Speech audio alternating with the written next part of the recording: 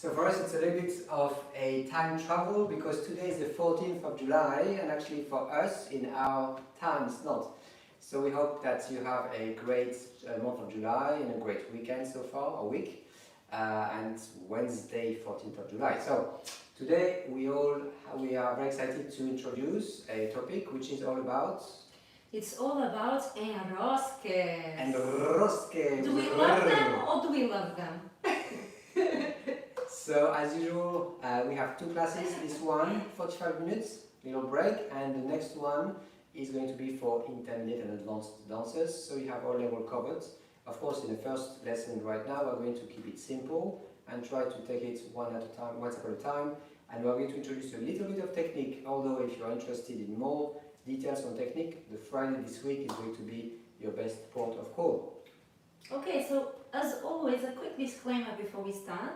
Please do make sure that you are well enough to attend this class and note that by joining in any form you are automatically agreeing to the terms and conditions that are stated on the description of this video as well as on the website. Now shall we have some fun with ENROSQUE? Alright, so as usual we are going to create a good connection. We're going to start walking together and we'll show you a little exercise to prepare for the ENROSQUE. But first of all, let's have a look at the embrace. Left first, or if you prefer, the center is coming first, and I'm going to close with the embrace here. I'm going to place my weight on one leg and I'm going to gently start pushing my partner to create a connection and communication in embrace. So take your time, connection via the center. Connect the frame with your spine, the center with the floor, so we can keep that connection with each other much better. So a little dance just to warm up.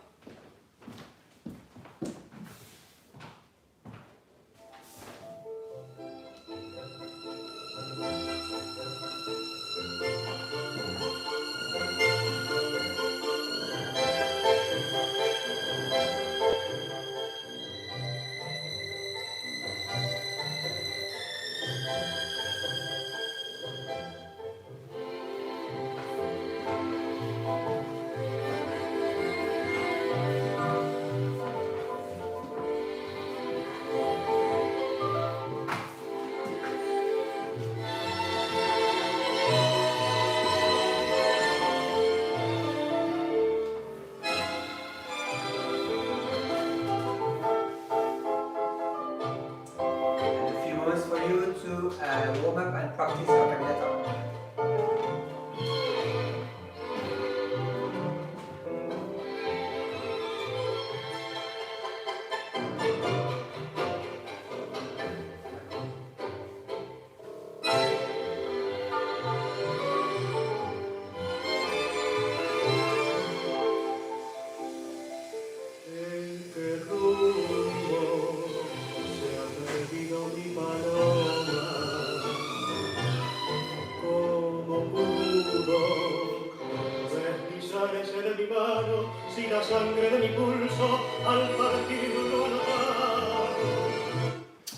Alright, so let's continue with a little exercise which is going to be simple, just to prepare for the technique for ENROSQUE. So we're going to do the same. We're going to embrace our partner. If you can, start closing the embrace. And we're going to slow it down so that the follower has a time to do a little decoration, which is a back cross in essence, and Paula is going to explain. Now I will show you first, and then I will break it down for you. So I step and cross, step and cross, step and cross, step. So notice that that cross is not changing the weight, so I stay, I remain on the same leg. So I keep just walking normally from leg to leg. Shall I spend some time? Yeah, sure. Okay, so what happens here is always priority. You want to secure your arrival. Okay, so one tendency might be that you're going to step and already thinking of creating that. You see, it was way too early because I had not secured my arrival. So I need to make sure that I'm going to secure my arrival. So I'm going to do a small projection, in this case just to show you, okay? If I'm walking with a partner, it could be a big step. Now I'm going to take my center over the standing leg. I need to secure that before I'm going to bring the leg all the way around into the cross. Now the standing knee has to have a little bit of availability. Do not keep it completely straight, otherwise you don't have space for the other leg to go into the cross. Do not change the weight. Yes, so from here I'm going to right away continue into my other projection, and then I will do all the process again, push, transfer and secure the arrival. So I need to travel a little bit more to secure my arrival. Try not to create that situation of the cross from two legs, okay? Keep on arriving, and now that you have the possibility to play with the free leg, then you can do it. Yeah, so I'm going now to do it once without stopping. Step, arrive, and cross back, knees together, hips facing forward. Do not open the hips, do not create space between the knees. And now we go again. Project, step, and cross, and step, and cross. So hopefully you can see the moment in which I'm arriving before I cross. So this is very important if you want to have good stability. Now, when I am doing this as an additional thing that is going to help the leader understanding that I am crossed and therefore I am ready to go again into the next projection, what I like to do, and I think it's good communication between follower and leader, is to go up.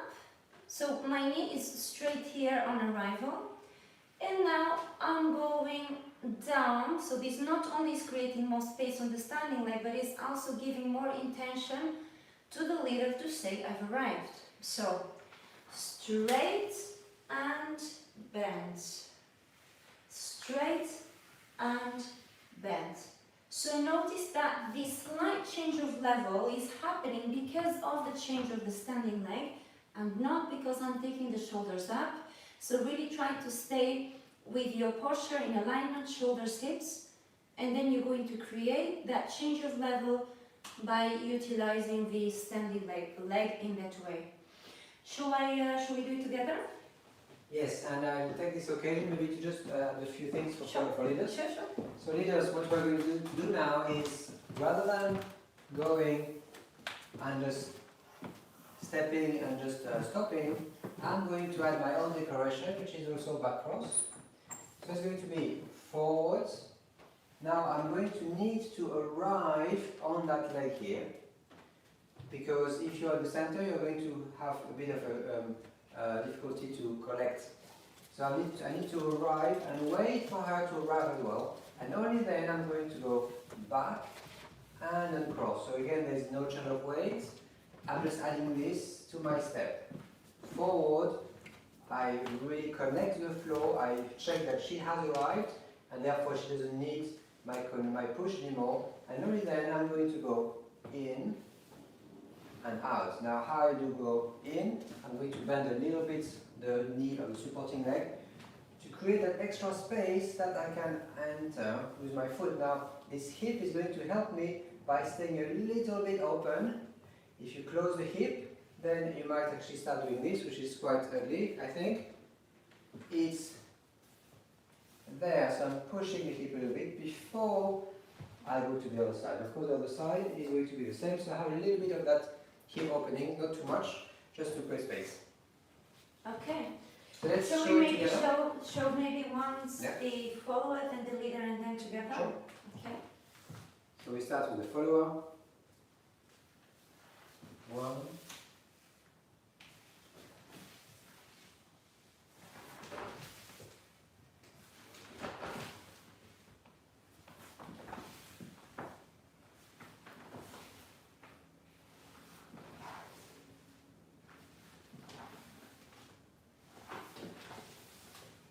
Okay, so actually it's a very good exercise to also to check that the connection stays engaged between leader and follower, and for the leader really to listen where to where the follower is, to make sure that we are not stopping too early. We really take her into her axis and then give her the time to do the decoration. Remember, it's actually at this time, not late. Okay, so do you want to show the... Absolutely, so I'm going to do the same. So, leaders now. Here, 1, 2. Here, 1 and 2. Here, 1 and 2. 1 and 2. 1, 2. 1 and 2.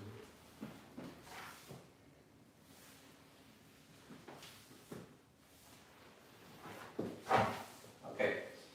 So know that I really take my time. 1 and 2, and I don't rush the uncrossing. If you rush the crossing, you're very, very likely to start falling way forward. And you know, there's one thing that I don't think we have mentioned yet that I find really helpful. There is a little bit of dissociation, Yes. and then repositioning at the end of the cross. And I will try to do the same. So when we arrive and when we cross, we have a little bit of movement going in the opposite direction, and this is really helping for both of us to know what's happening Exactly. in that moment. So yeah, just taking time and really feeling that the muscle is working to secure your axis, your balance, your position. Make sure that your feet in the foot, Hopefully the feet is toes, in the foot. Yes. The toes in the shoe. My gosh, it's too early for me. It's too early, yeah. We don't tell you how early because it's quite early.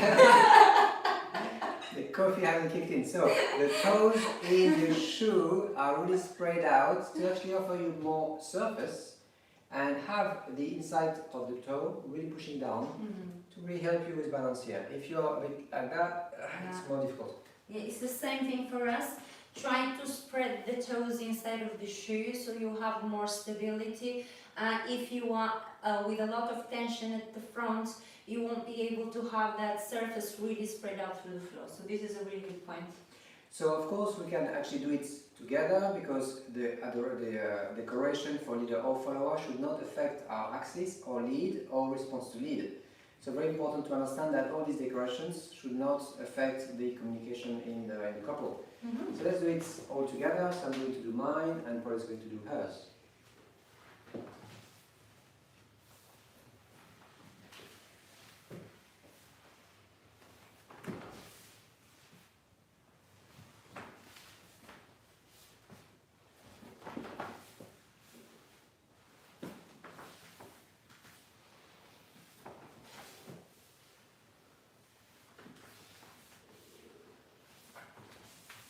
Good. The difficulty, of course, for leader is to make it as a little bit of a circular thing because it's actually not easy to cross to the back with the right and then have to go around the partner. So this is a bit of a challenge either in a closed space or small space. So maybe we can demonstrate all possibilities with music. What do you think? Sure.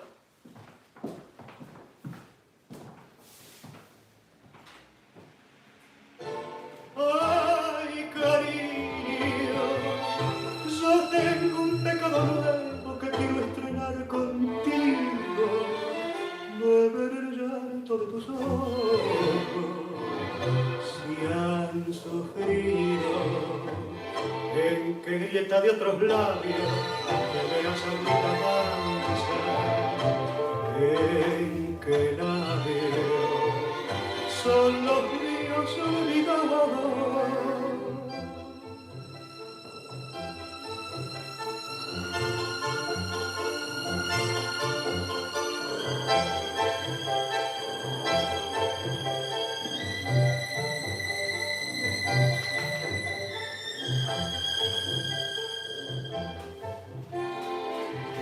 ¿En qué rumbo se ha perdido mi paloma? ¿Cómo pudo deslizarse de mi mano si la sangre de mi pulso al partir no lo ha notado? ¡Ay, cariño! Yo tengo un pecado nuevo que quiero estrenar contigo. Beber el llanto de tus ojos. Your Try to practice a little bit this double back cross. En qué grieta de otros labios generas alguna danza, en qué labios son los míos olvidados. Ay, cariño, ay, mi paloma.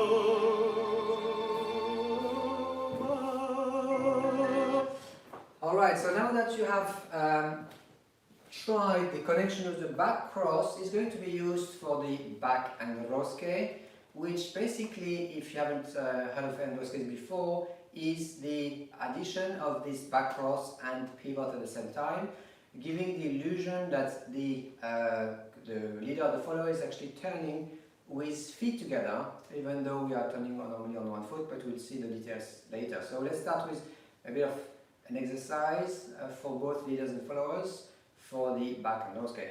Okay, so I will start explaining the technique for what I call is going to be a slower back ENROSQUE or more a progressive back ENROSQUE, which means that I am not going to do anything abrupt or too sharp. It's going to be more of a consequential and continuous move.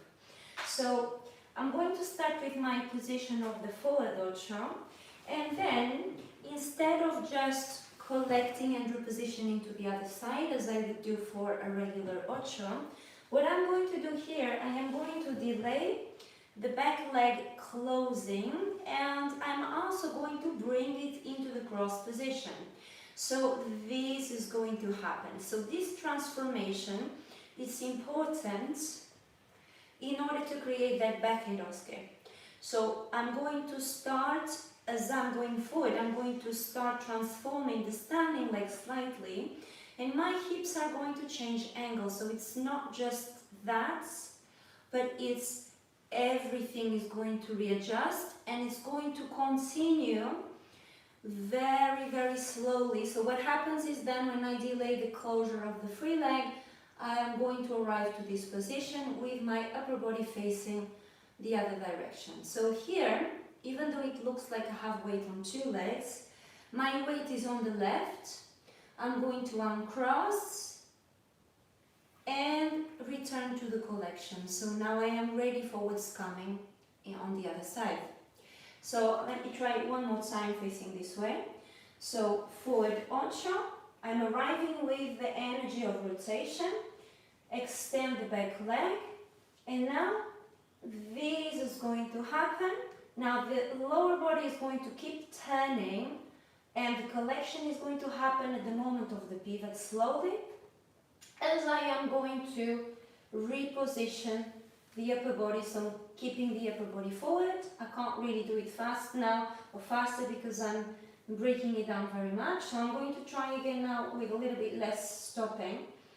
I'm going forward and ENROSQUE and cross. Forward, ENROSQUE and cross. Forward, ENROSQUE and cross. Forward, ENROSQUE and cross. Now let's speak a little bit about the roll of the free leg during the cross. The foot has to stay in contact with the floor, so be careful that you don't start doing that, so we lose contact with the floor and therefore the movement is not grounded.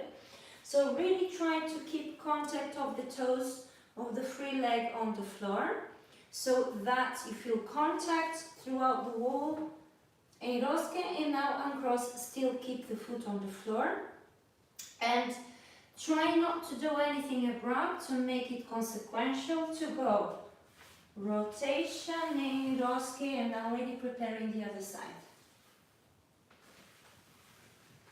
Okay, so there's no gap in the knees. I'm going to extend the knee as I arrive, extend the standing leg into uncross. I'm going to give it a little flexion to ground myself and restart the other side. One final tip for now. Try to complete the movement of the toes after you have your cross to have the contact of the big toe on the floor. I prefer to do it that way and then collect. You can of course do this if you want. For me it doesn't complete the movement. If I do not have the intention of pointing the foot, I prefer to point it, to uncross, and then contact on the floor. Continue big toe, just that last part. Big toe, collect. Forward, all toes, and then big toe.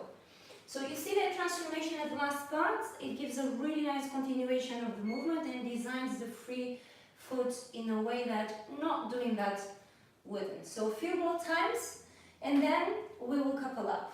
Yeah, so step, ENROSQUE and cross. Step, ENROSQUE and cross.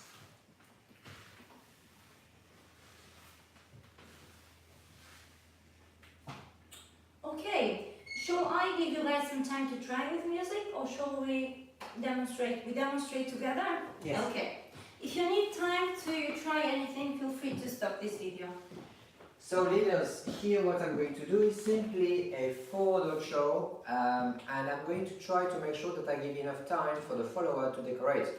Remember, this is a decoration, that means it is not led by the leader, it's the follower's choice to do or not, depending on a few factors, if she has the space, if she has the time, and of course if the music... And the mood also. And the mood, and if the music works for it as well. Yeah, so it's really important to start feeling the music more and more. So what I'm going to do is simply create a little bit more space so that she's comfortable in my forward show. So I'm not going to make it super tight. And I'm going to use my lats and my back to softly lead the forward show.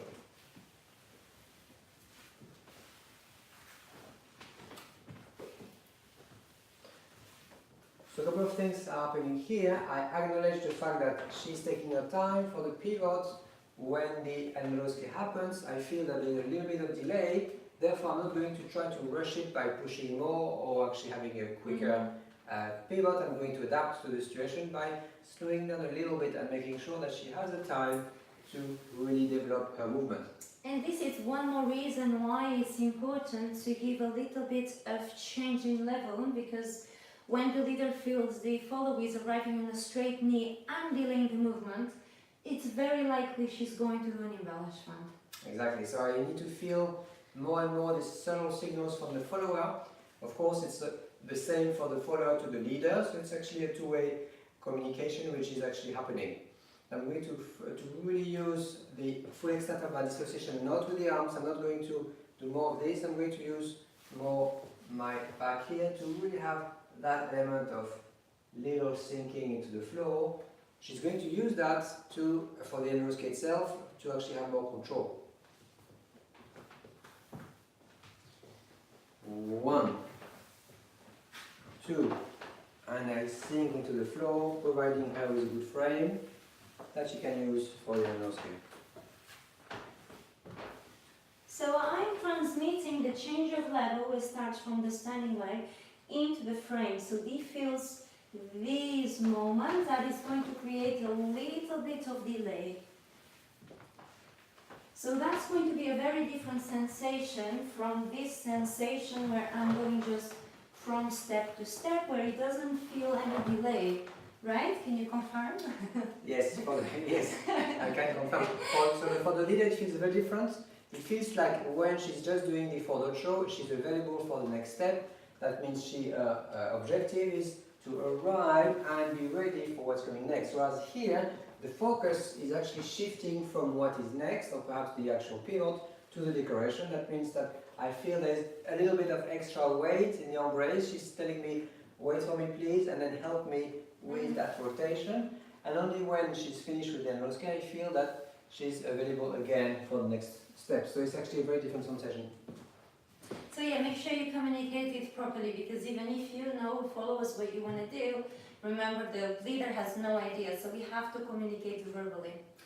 No, physically, sorry. No, sorry, please. no, it's One again, more, it's too early, we both not morning people, so give us a little break. So what I'm going to say is do not communicate verbally unless you're practicing and you're trying things. Obviously, if you are in the context of dancing and improvising, than trying to just communicate it physically. If you want to communicate verbally in a milonga, just say No. that you learn this from Paula. No. I'm joking. Or you can say, but she did say it when she was teaching very early, and she did say she's not a morning person. So in her defense. Alright, so let's show you guys with the music and taking it very, very slowly to show you the dynamics.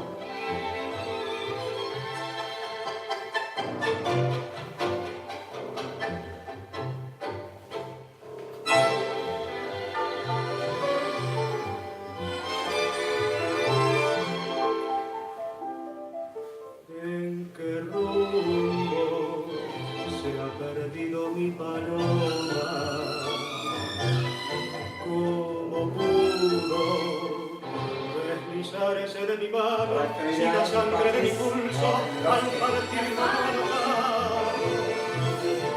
ay, cariño, yo tengo un pecado nuevo que quiero estrenar contigo, beber el llanto de tus ojos, si han sufrido en que grieta de otros labios te veas ahorita avanzar. En que labios son los míos olvidados.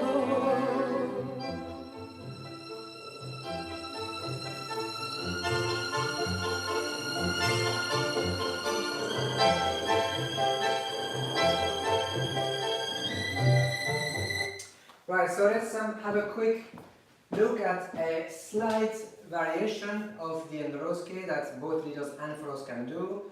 So what Paula just showed you now is the fact that you're going to initiate the movement from the upper part of the body with your dissociation here, and then as you release you're going to delay the hips, and that twist is going to make you want to collect the feet and do your ENROSQUE, and as we showed earlier. Now what is interesting here is the fact that I can modify the shape of that ENROSQUE to make it a bit sharper. How? I'm going to go, I'm not starting dissociating as I go, I'm going to delay a little bit my dissociation, and as I bring my foot, I'm going to do a back cross. So this we actually practiced earlier today. The fact that we actually are coming with that here, and the hip is sinking a little bit to the floor to have that extra space for the back leg to take. So basically the front leg is bending a little, and the back leg is taking space. Boom. And I'm going to do that a little bit quicker, so that I have my feet together when I pivot. So it's not so much I start pivoting anymore and it happens naturally. It's more like I'm doing the back cross, and then I'm going to do this ENROSQUE. So it's the same, except the connection of the 2 feet is earlier. 1, 2, 3.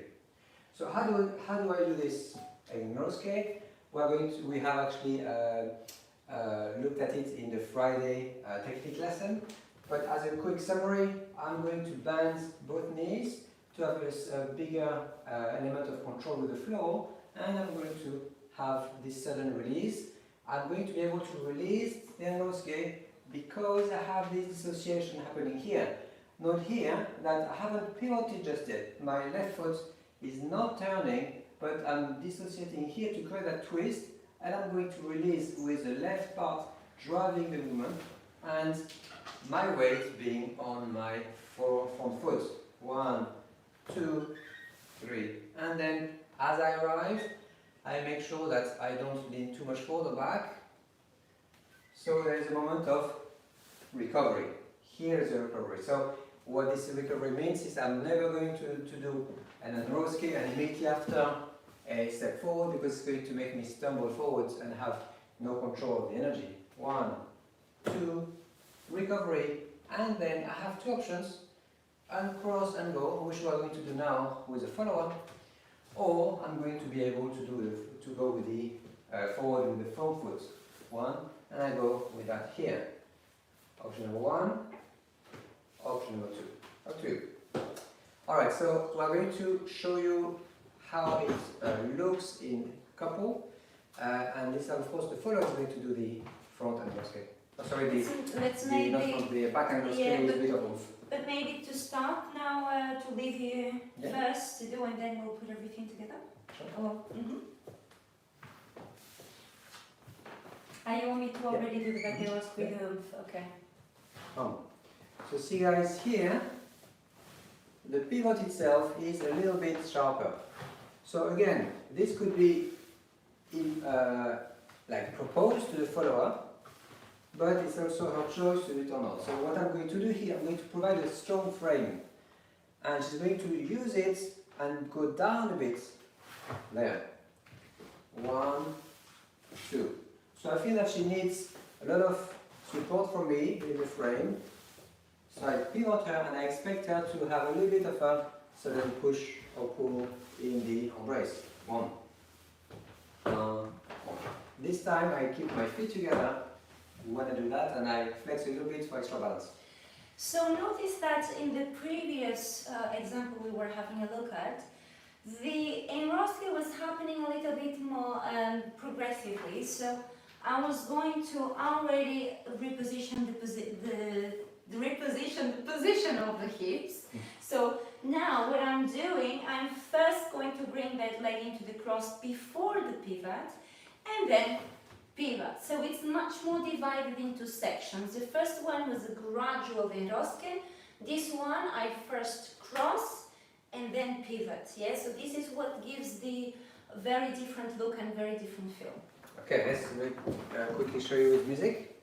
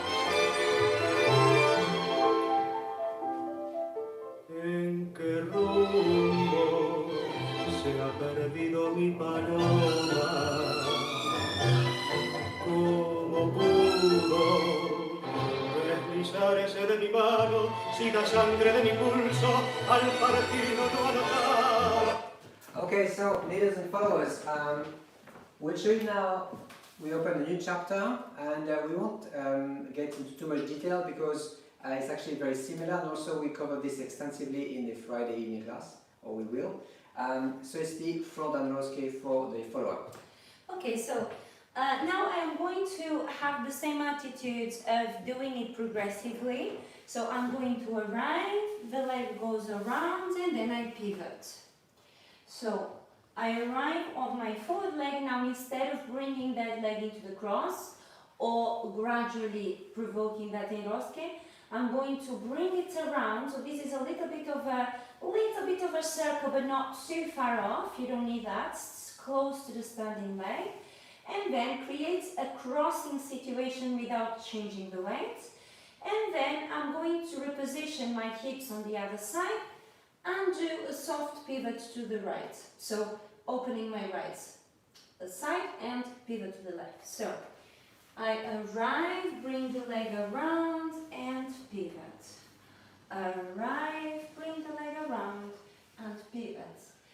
Now I'm going to do it with this angle, so you can see that my circle, even though it's closer to the standing leg, only the moment of the cross I'm bringing my ankles together. Yes, so allow yourself some space because this is actually going to feel very restricted and there's no need to. So small circle, hips keep facing forward until the moment of the pivot.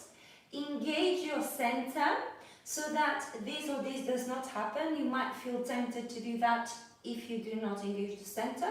So really try to keep a good alignment, shoulders and hips. And engaging the center is going to really help you control that moment of the pivot. So try it together, very softly. Now be careful that this does not happen.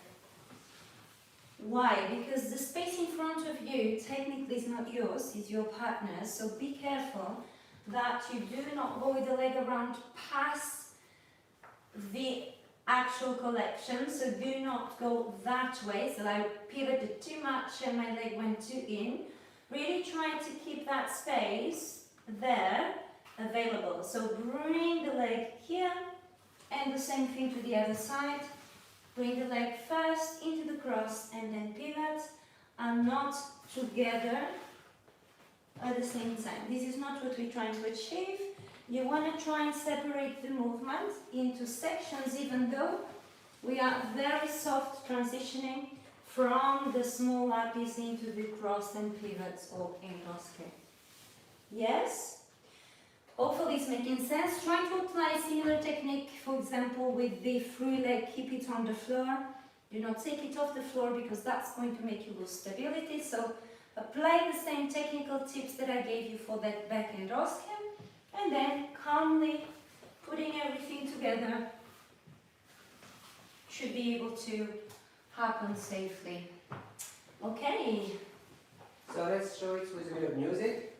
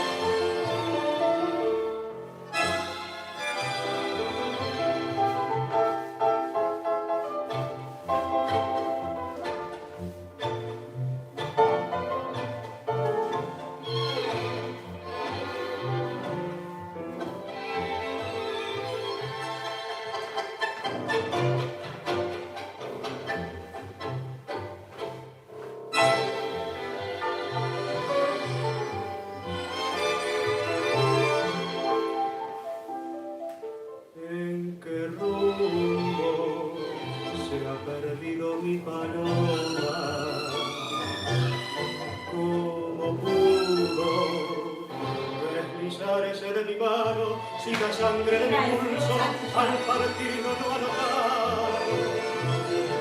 Ay, cariño, yo tengo un pecado nuevo que quiero estrenar contigo. Beber el llanto de tus ojos, si han sufrido en que grieta de otros labios te veas ahorita danzar. En que nadie son los míos olvidados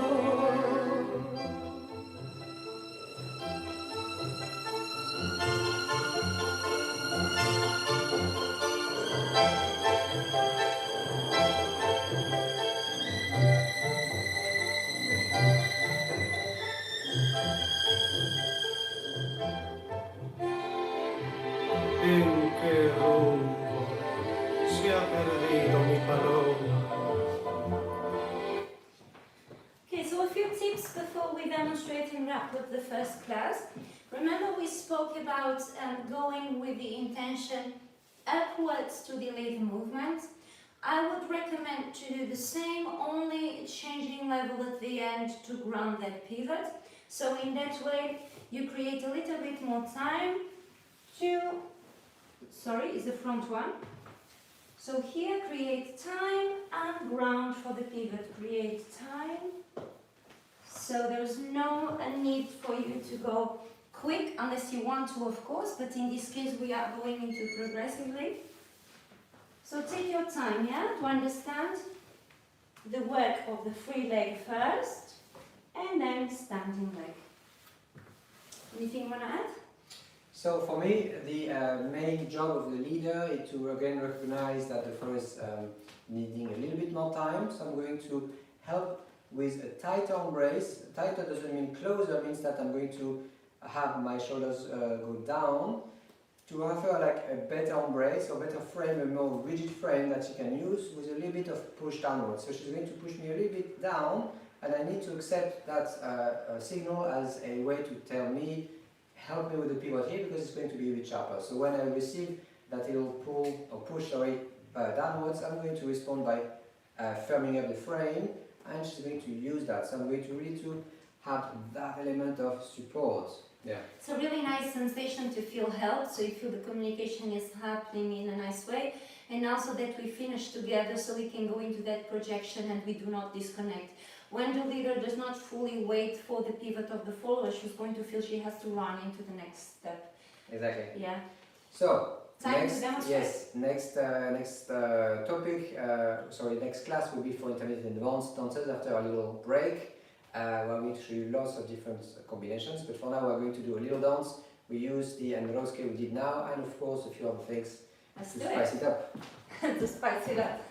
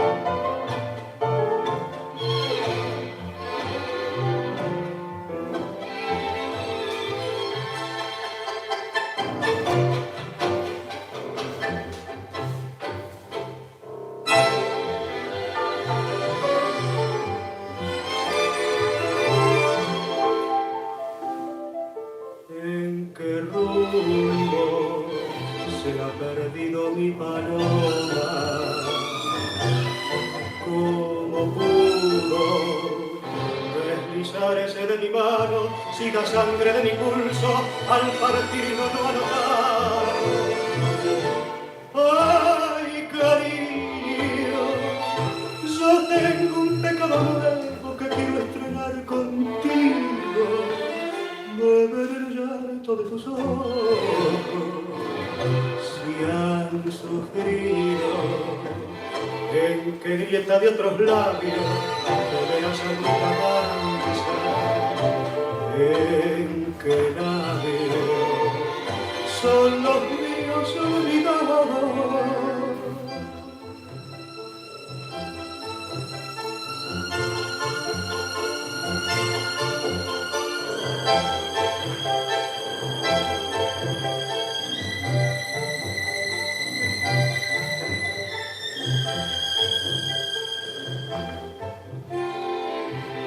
En que se ha perdido mi paloma. ¿Cómo pudo deslizarse de mi mano si la sangre de mi pulso al partir no lo ha notado? Ay, cariño, yo tengo pecado nuevo que quiero estrenar contigo. Beber el llanto de tus ojos, si han sufrido, en qué grieta de otros labios veas aquella mancha, en qué labios son los míos olvidados. Ay, cariño, ay, mi paloma.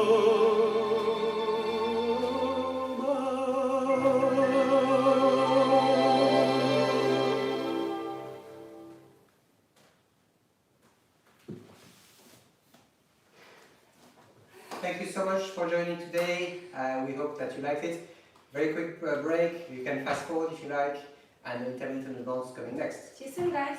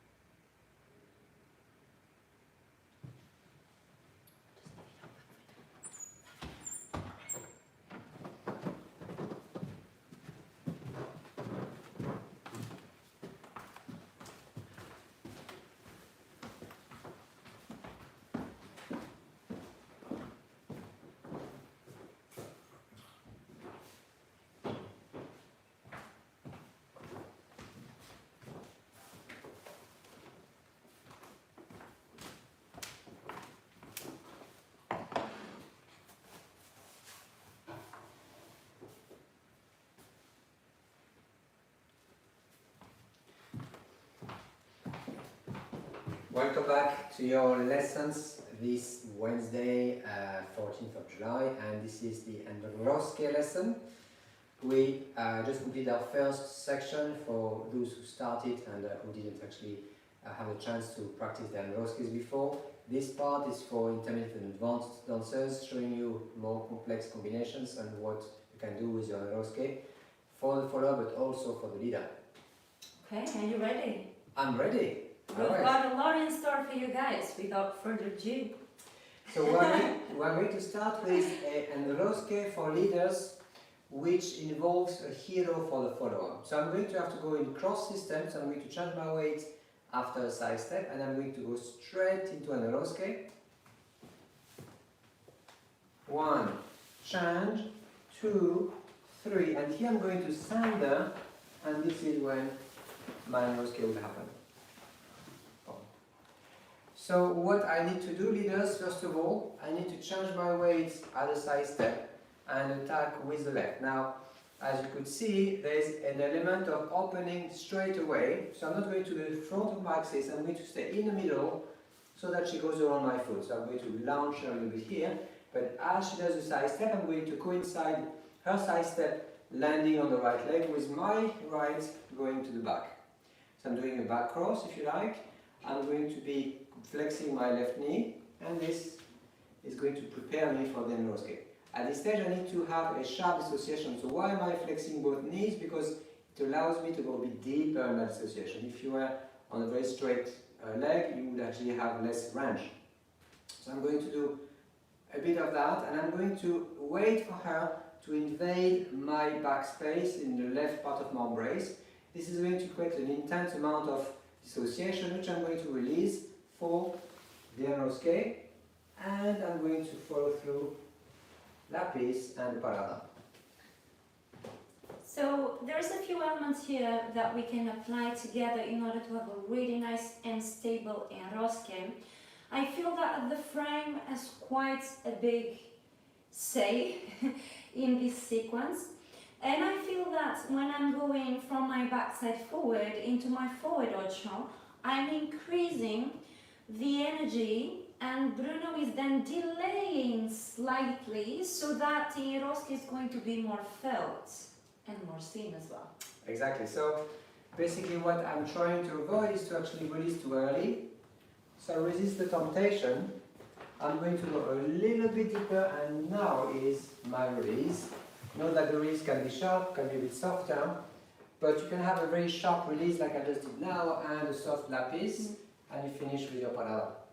So I feel the leader is increasing the compression of the frame just before the ENROSQUE. Yes. And at the same time, I feel just a little bit of a lift. Could it be? And I think that's for me to also understand the lapis is going to arrive. So exactly. So what I'm doing here is, as I build my ENROSQUE, I'm going to start grounded, and as I release, I'm going to go a little bit up. This is to actually launch my partner, to say, please continue. So I give her a little bit of energy as I can't be dissociated anymore, or before I have to release because I have no more dissociation to offer. So this actually is helping her to understand she needs to finish the back step, so the side step in my back, which is helping me because she's going to have a firm frame to release, helping using her a little bit with my left embrace. Now make sure, leader, that you use her as little as you can when you release for the ENROSQUE. 1, 2, 3, and here, boom, I'm going to feel that she's finishing our side step, and I use that as the opportunity to release myself. So just a very, very quick tip, or a few of them if I may. During your backside forward, generally speaking in the square fiddle, you really want to enter the space behind you when you go back, and you want to enter the space in front of you when you go forward. So, and also ensure that your steps back and forward are not going to create more distance between you and the leader. So you really go straight back and then straight forward. The aim is to get your hips from his right side to his left side. In terms of the frame, for both leader and follower, you want to drop the shoulder blades down so we have more intention towards the center of the frame, and not this where the energy, the impulse is going to go away from the center of the frame. So one tip for leaders to have more dissociation, to have more ability to send the partner around for the ENROSQUE to happen a bit later, is to stand ahead. So as you're here in your back step, in your back cross, you're going to start going there. So try not to actually keep your head in the opposite direction because this will limit your range of dissociation. So set everything you got here, and you're going to prepare for this release with, yes, the lapis. Oh, I think it's long leg, sorry. So I'm going to do the same, and I'm going to release, so the lapis can be soft and controlled.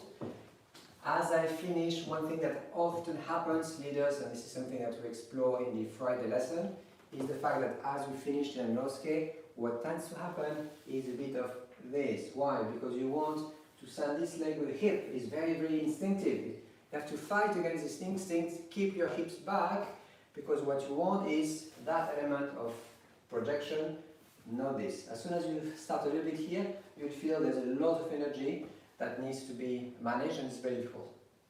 Okay, shall we try it together? Let's try it with music. Yeah.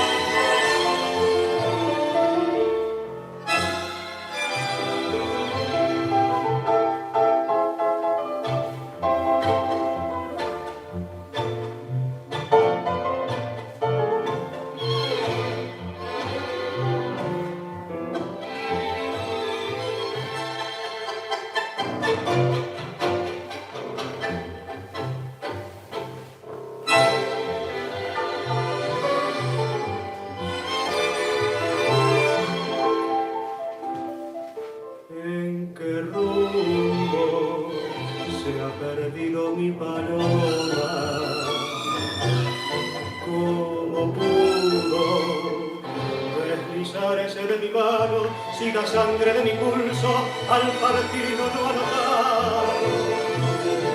Ay, cariño, yo tengo un pecado nuevo que quiero estrenar contigo.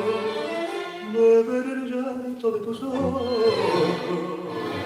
si han sufrido, en qué grieta de otros labios te veas a mi en que labios son los míos olvidados.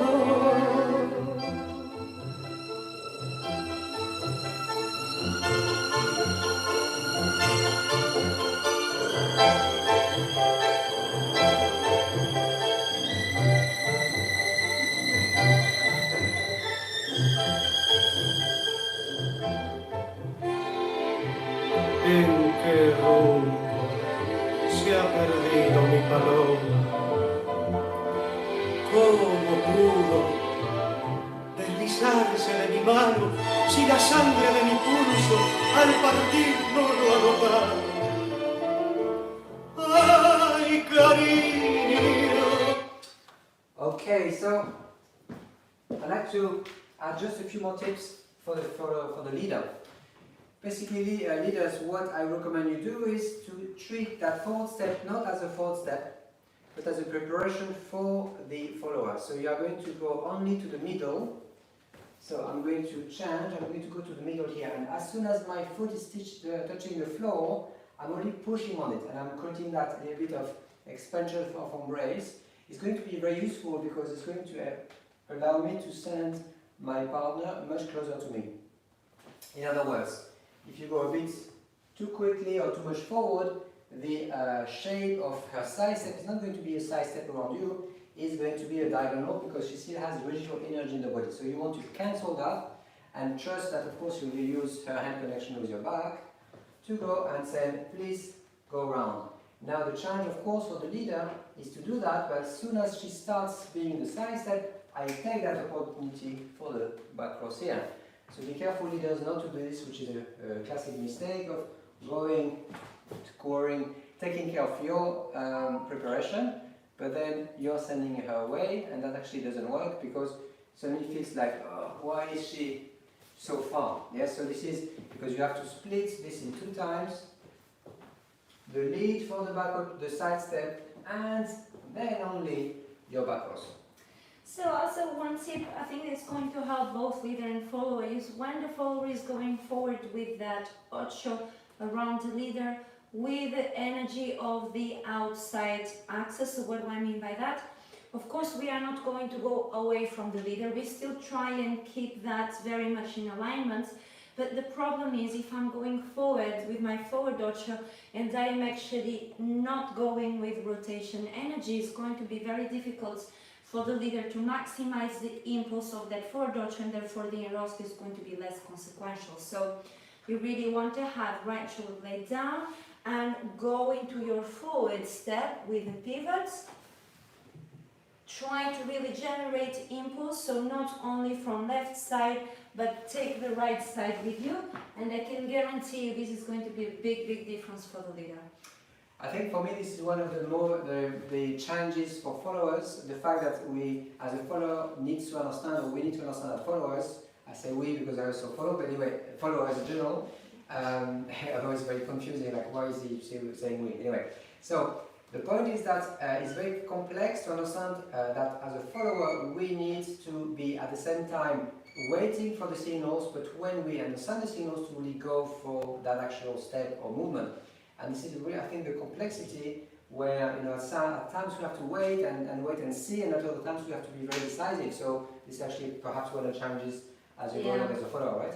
Yeah, it's one of those things that comes over time, that you realize the importance of taking the outer axis, because when we're speaking about rotation, usually we're thinking of the direction that opens closer to your center. In this case, is actually the side is a little bit away from the center, so it might not come natural right away, but try to try it with a partner and then have communication between you and see whether that's helpful.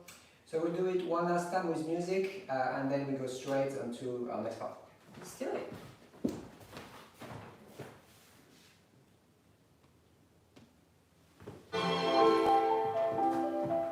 ¿En qué rumbo se ha perdido mi paloma? ¿Cómo pudo deslizarse de mi mano si la sangre de mi pulso al partir no ha notado? ¡Ay, cariño! Yo tengo un pecado nuevo que quiero estrenar contigo. El llanto de tus ojos, si han sufrido, en qué grieta de otros labios te veas a mi avanza, en qué labios son los míos olvidados.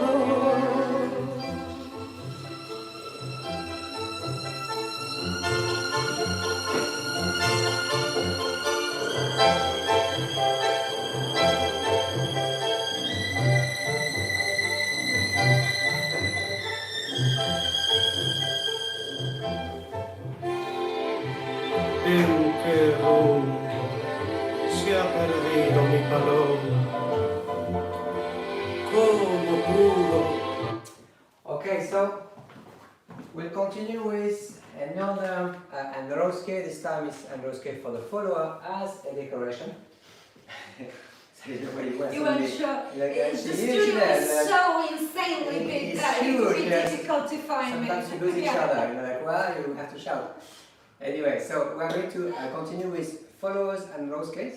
And it's, of course, in this case, it's going to be purely a choice. It's a decoration, it's an adorno. Okay, maybe we can show it together and then I'll break it down. Okay, So I'm going to go into back ocho and I'm going to get into calicita or planeo if you prefer to call it this way. I'm going to use my full technique of pivoting my hips first, and when I connect to her back, I'm going to start going backwards and I make sure she's able to have flexibility in her waist. I will show you first and then I'll break it down. So we're going to start with a projection, an ENROSQUE to my left, continuing to lapis and crossing behind and restarting again. So technically we have a forward ENROSQUE and a back ENROSQUE. However, you're going to feel more movement on that forward ENROSQUE because we are going to combine the lapis with it. So I'm going to run you through the position. So we are going to arrive into our back step, rounded back step with a little bit of flexion of the standing leg.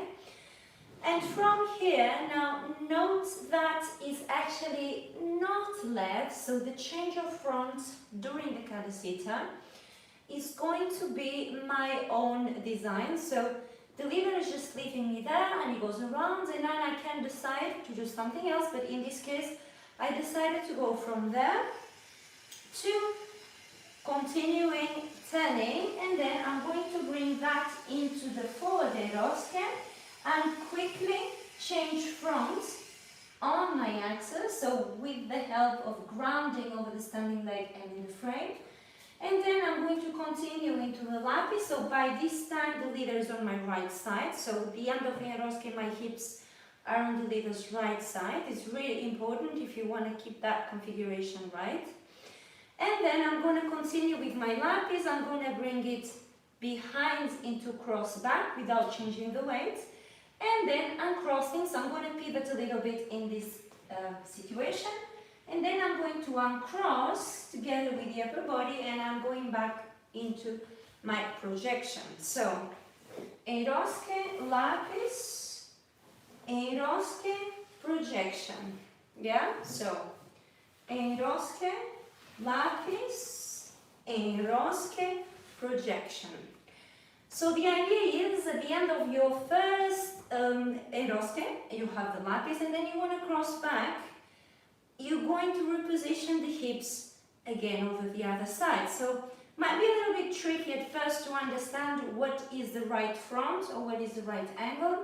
So one good reference is to think I'm either at 90 degrees from the leader, or my hips are on the side of the leader, and I'm going to keep alternating between these two positions. Now if I can do it with you, that will help me to explain in terms of angle. Okay, so my first position is at 90 degrees, is the entry point. Then my second position is going to be on this side, so you can keep on turning, and then last one is going to be again back to 90 degrees. So if we can do it without stopping, so 90 degrees, ENROSQUE, back to 90 degrees, and back to projection. So we try to keep repeating the pattern. Of course, you're not going to keep doing this forever, but if you want to try to link it and try a few times, these are basically the positions we are aiming for. So basically, think of it as being in almost Americana. For me, this is the intention I give. I don't give an ocho intention, I give an Americana position. And as she goes, she is now almost like in a reverse Americana, if that makes sense, where she's facing this one and this one. We're completely next to each other in that way, or this way. Probably this is even better to see where you're. Yeah, and then the moment of the cross, if we can be disengaged, so let's do it one more time from the top. So we have first position, second position, and come back to the first position. So the second ENROSQUE is a readjustment to come back to that initial point. So let's play a little bit of music so that you can see how it works. I just need to give a bit of tip for the frame, because I have not spoken about what happens in the upper body. I don't know if you actually feel, but I'm going to see what I do inside of that situation with my frame. I am going to round, and at the moment of the ENROSQUE to my left, I'm going to slightly lift the frame a little bit, so that my partner understands I'm embellishing, and it's not an intention to actually for him to change position as well. So in order not to lead him to change the position, I'm going to lift a little bit the frame so he understands, oh, something is coming, wait a second. Or continue what you're doing without changing Yes, what you're doing. exactly. So exactly, so what I feel on my side, what I need to do is provide her again with a strong frame that she can rely on, but not necessarily try to lead anything. The only thing that happens as a leader, as a matter of fact, is the fact that I'm going back. So if you're connecting here, nothing much happening with the arms, unless she's asking for it. Here, I can feel she's starting to push, that means she needs help. If I were to not respond to the signal, it would be very easy for her to start falling sideways. I have no tension to keep the changing from left to right, so I can't have the same amount of twist without losing my balance. So I really feel Bruno is applying the brake, so that when I have a quick change of front, we have now more tension, and then he is releasing a little bit when I'm on this side and he feels it doesn't need so much tension anymore. So I put my arm in the back here to re-show you that the arm is, the right arm of the leader in this case is not really truly engaged very much. There's only one exception is when we are in that position here and I'm going around, I need to have a little bit of contact here, to have a little bit of compression so that I'm helping her to the rotation. So here this is disengaged pretty much, I re-engage it and then I disengage it as she's asking for that to happen. Music? Yeah.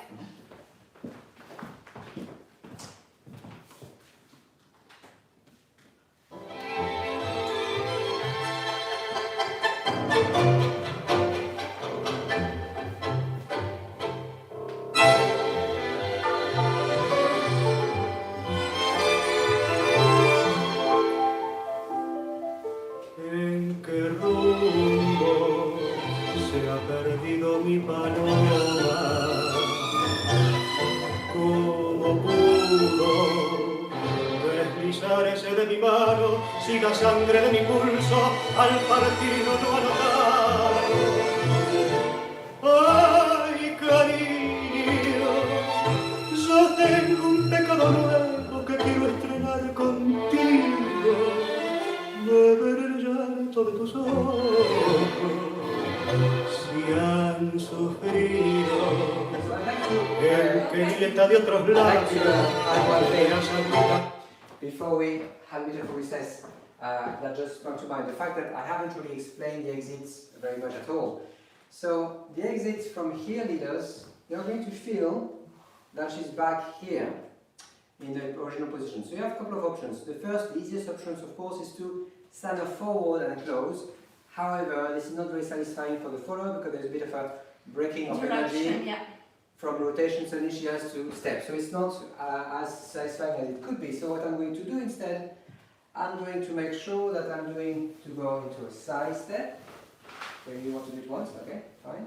And then here the exit is going to be side step, around, reconnection, and then we exit in cross system. This is most likely going to be the best way to exit. There are others that I showed you just now.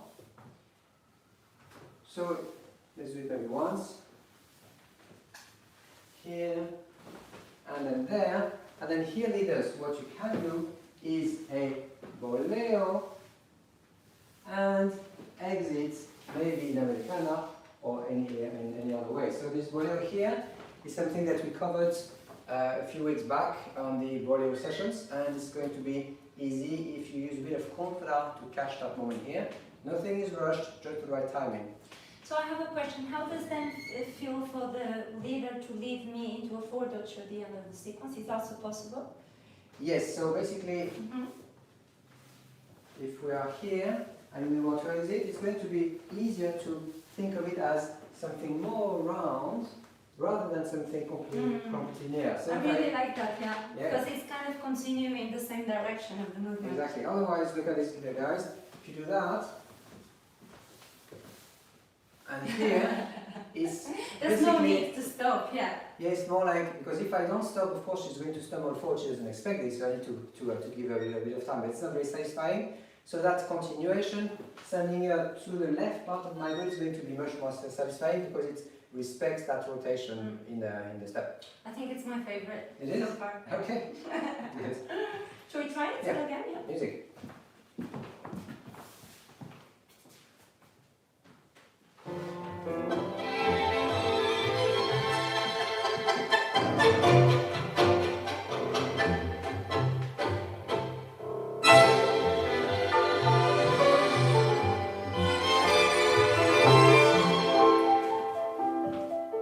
¿En qué rumbo se ha perdido mi paloma? ¿Cómo pudo deslizarse de mi mano si la sangre de mi pulso al partir no lo ha notado? ¡Ay, cariño! Yo tengo un pecado nuevo que quiero estrenar contigo. Beber el llanto de tus ojos, si han sufrido, en qué grieta de otros labios te veas alguna mansa, en qué labios son los míos olvidados.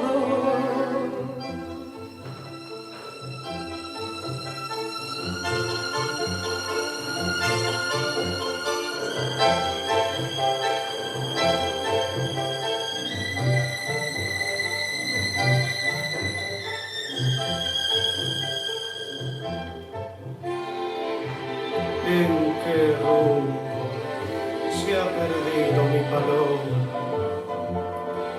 ¿Cómo pudo Now time to practice. deslizarse de mi mano si la sangre de mi pulso al partir no lo ha notado? ¡Ay, cariño! Yo tengo un pecado nuevo que quiero estrenar contigo. Beber el llanto de tus ojos, si han sufrido, en qué grieta de otros labios te verás salida mansa, en qué labios son los míos olvidados. Ay, cariño, ay, mi paloma.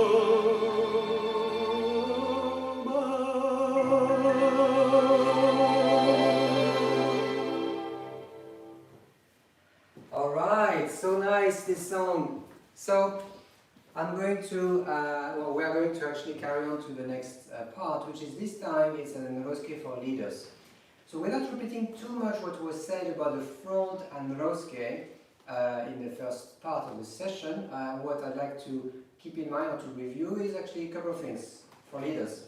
So first of all, the fact that the ENROSQUE is going to be front with the right and building the dissociation. So I'm not going to try to do this, leaders. I'm not going to do a front cross. I'm going to delay the hip to create that a sensation of extreme dissociation, or extreme, maybe it's a bit extreme as a word actually, but like of strong dissociation, and I'm going to use that as an occasion to build my dissociation. So if I were to do a front cross, I would have a lot to do before I'm dissociated, and actually would create a bit of a loss in the embrace. So instead, I'm going to have that element of delay of the hip, and therefore I'm opening the hip, and the foot is going here as I go. Then I'm actually fully dissociated as I finally am ready for the ENROSQUE. As I'm here, I'm going to flex both knees, and I'm going to allow Paula to help me with that ENROSQUE. And it's going to be a slightly sharp ENROSQUE because I'm going to delay as much as I can. Now, as I finish the sequence, I'm going to have a bit more rotation, and I'm going to catch a moment when she's entering into back ocho to have a side sacada. So I'm going to catch that leg. So I repeat one more time. I'm going to go and start with the hero from the back ocho first. I create that element of dissociation here. I delay and I allow my dissociation to bring my foot in. And as I'm ready, I'm going to release, have that tiny bit of rotation until I can do my side step and therefore the sacada. Mm-hmm. Should we try it together? Absolutely. So here, 1 and 2 here. See, my dissociation is at its utmost point, if you like, and I'm going to use that as an element of creating the twist. And also remember what we spoke before, entering with energy on your right side to help the leader have a little bit more energy for that ENROSQUE. Otherwise, the bit is not utilized. Absolutely. Here, 1 and 2 and 3, right here. So note that I don't have too much time between the actual ENROSQUE and the staccata. This is why the ENROSQUE can be a bit sharp, but you should not do something which is accelerate your follower. So that means the ENROSQUE up here needs to stay calm so that your follower doesn't feel that suddenly she has to accelerate, because if she does, catching that staccata is going to be very tough or very tight in time. Yes, definitely. 1 and here, release and entering into a space. Now from here I can unwind and exit perhaps this way. And there we go. Okay, so just a word of caution for the moment of that staccata, and really try not to collapse too quickly onto your left leg, because you want to feel there's not so much time to go from the forward side back into the moment of the staccata. So you really want to make sure that you have stability to arrive quickly with your shoulders over your hips, to make sure that that can happen in a smooth way, and not you want to have too quickly to arrive to the back, because you're going to receive so much energy from the trigger, from the leader. So you're going to have to control a little bit the amount of energy you're going to take into that back step.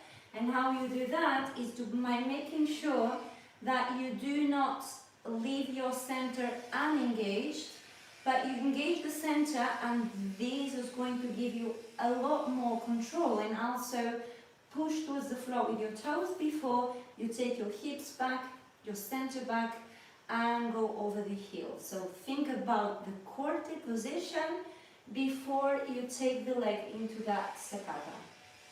So let's show you one more time.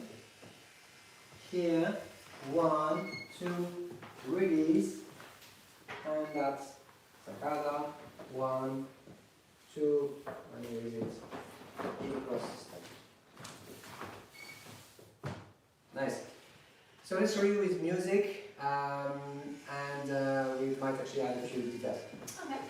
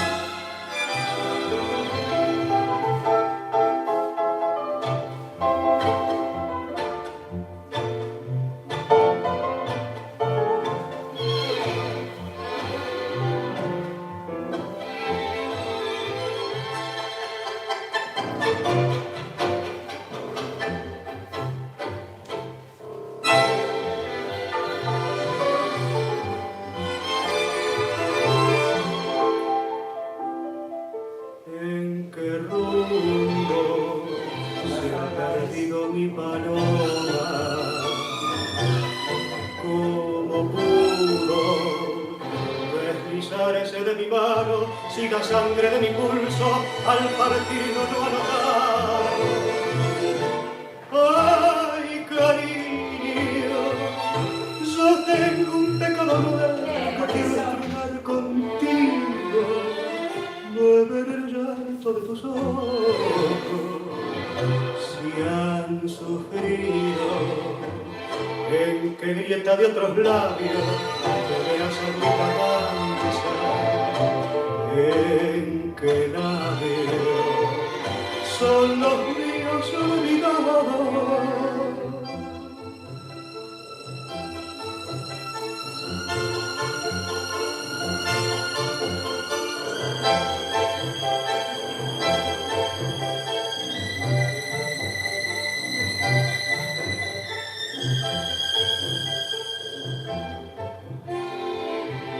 ¿En qué rumbo se ha perdido mi paloma? ¿Cómo pudo deslizarse de mi mano si la sangre de mi pulso al partir no lo ha notado? ¡Ay, Clarita! So, leaders and followers, especially leaders, for this ENROSQUE, one last little tip and then we move on to our next section. The fact that as you do your ENROSQUE and having your pivots on this foot, on the back foot, make sure that you don't open this connection here. If you don't have a good foot connection between each other, it's going to be very hard to keep your balance because suddenly you have a lot less support. So imagine that this is one single unit, it's like a trunk of a tree, and therefore we need to have this really strong connection with the feet to have that element here before you open some more and you do your side step. And one very final tip for followers would be when you have your saccada leg wanting to go up or wanting to do something a little bit strange because you're going to have so much energy after that saccada, you really don't want to transfer that impulse into that leg. You want to think, like I was saying before, I'm going to arrive, and then try to slow down the amount of energy you have by doing a smooth lapis, and try to apply the minimum amount of energy you can. Do not add your own because you already have it from the moment of that saccada. Right, so let's continue. We'll show you a little bit of a sequence here where the follower is going to add her own ENROSQUE, which is going to be a front ENROSQUE on this side first. And I'm going to send her into a hero, and here I'm going to, she's going to do another ENROSQUE. Now what's interesting here is I can have my own ENROSQUE if I keep on having a bit of a back cross. 1, 2, 3, and here. 1, 2, 3, and here. 1, 2, 3, and here. 1, 2, 3, and here. And you can, of course, maybe exit with Americana. You have many exits possible there. So in the first class, we spent some time explaining the technique of the forward and back ENROSQUE, so it might be a good idea, if you have missed it, to go and check it out, because we explained quite a lot of detail. Now, I will just say a few things now that can help you here. Please remember the ENROSQUE is not happening during the pivot. It's first the leg. So what I mean is, first is dividing into sections. I have 3 legs and then pivot. So try not to do the lapis at the moment of the pivot, because what's in front of you, it's not your space. So avoid doing that, but go. I first bring the leg around, no pivot yet, and then pivot and repositioning the upper body. Here and here. So, as for me, the structure is as follows. As she's going to be doing her ENROSQUE on my left-hand side, so when she's in that position here and she's doing the ENROSQUE, your position, leaders, is that your left is to the back and the right to the front. You're in this position, yes? You are in that position, because what you want here is to have the ability to do the ENROSQUE and the lapis. And when she's on here on the right hand side, I'm going to have my right leg to the back, my left leg to the front, so that I can send her around. 1 and then 1, 2, 3, and here, and 1, 2, 3, and here, and so on and so forth. So you realize, leaders, that the ENROSQUE is a bit less when you're on the right hand side. This is normal because, of course, you have much less to offer to your follower. On the left hand side, you have the hand and the arm, so you can really go further. On the right, it's only here, so of course it actually is going to work. If the follower understands this context, and she's going to increase a little bit the pressure she has on my right hand side to help me with that element of dissociation, because we don't have the luxury of the arm. So this is something to remember, but actually to make it a bit sharper. So have your palm activated the moment you feel the rotation. bring it a little bit to compression towards you, so the leader feels he has a surface to rotate towards too. So then we can create a little bit more centrifugal force. In the same way that with the other side, when you go around with your left, you're going to activate the right side. When you're going on to the other side, you're going to activate the left. It does not mean the opposite side is not activated. It means that it's maybe more necessary in that particular moment. So if I, one way to enter into the sequence, if you like, would be to have that element, sorry if I just try again here, would be to have that element of cross, and then straight away getting into the ocho, or the ENROSQUE with ocho forward. So let me show you again. So this would be the simplest way. I change weight, and here I am already ready to be on that position, and so on and so forth. Music? Yeah, let's try.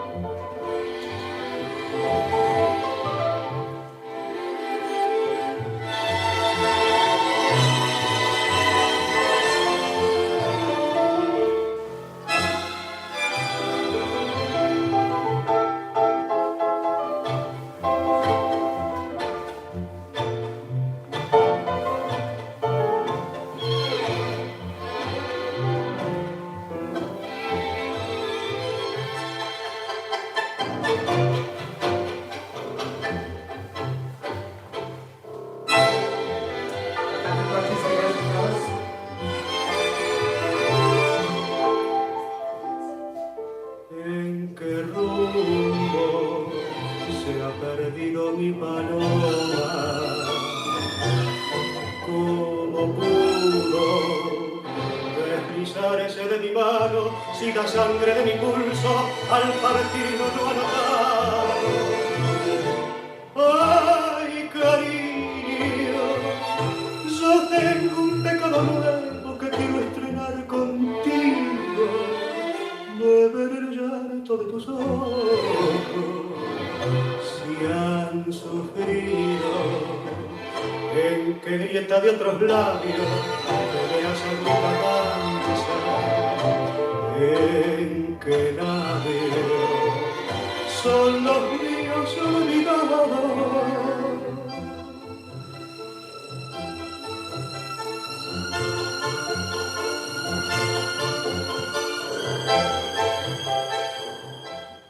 Alright, so it's time to wrap up.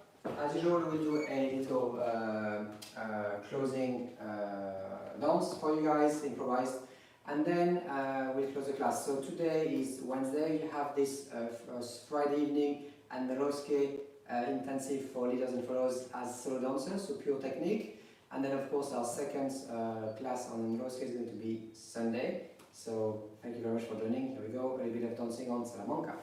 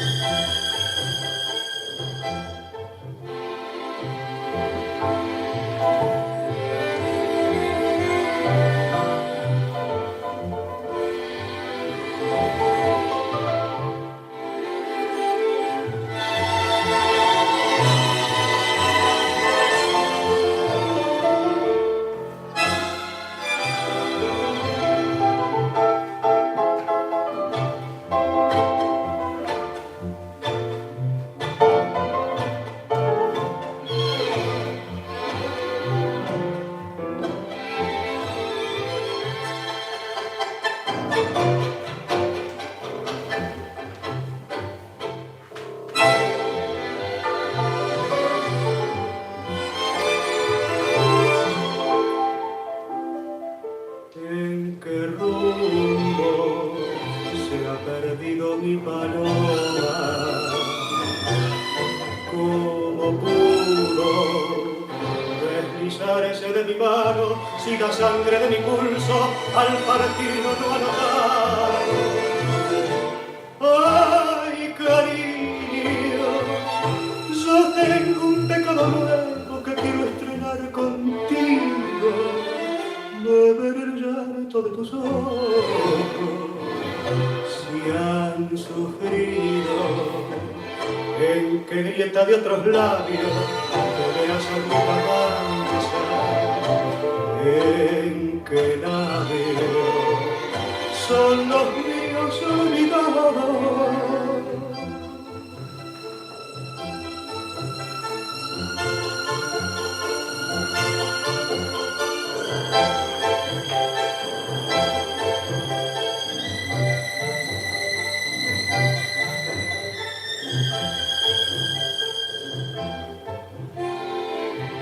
¿En qué rumbo se ha perdido mi paloma? ¿Cómo pudo deslizarse de mi mano si la sangre de mi pulso al partir no lo ha notado? ¡Ay, cariño! Yo tengo un pecado nuevo que quiero estrenar contigo. Beber el llanto de tus ojos, si han sufrido, en qué grieta de otros labios te veas alguna mancha, en qué labios son los míos olvidados. Ay, cariño, ay, mi paloma.